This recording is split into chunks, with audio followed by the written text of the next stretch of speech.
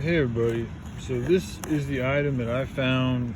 I have it inside this cup because I've already touched it a couple of times on accident pretty much, but I do not want to contaminate it with my fingerprints because I really do want to get a fingerprint analysis on this to find out whose shoe this is. Clearly it's from an infant. The thing that has me really concerned about this is, for one, I found it right next to a railroad, which was right next to the federal government building, which is right next to the Tesla building, which is right next to OHSU hospital. Okay? There's also a school right next to it. Okay? But the school is like, it's a completely blocked off school. Like, where I found this was a good 50 feet away, like next to a railroad. So what type of parent would allow their child to run around on a railroad next to a federal building, and then lose their shoe? And look at this shoe. This is a nice, Columbia is a very expensive brand.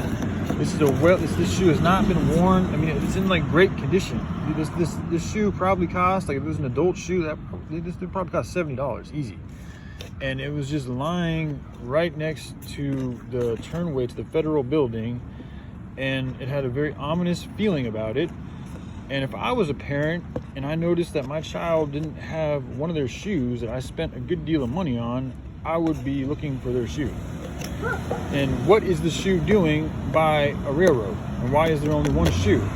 To me, that leads to suggest that there was some type of a struggle, or something happened in some type of a quick manner to where they didn't have time, or they were afraid, or they forgot to go back and get the shoe, which suggests that there was some type of a trauma or incident or something. And based on everything we know with what's going on with the children, the sacrifices, the way they harvest the adrenal glands, the way they scare them, the way that the pedophilia rings, it's just too much for me to ignore.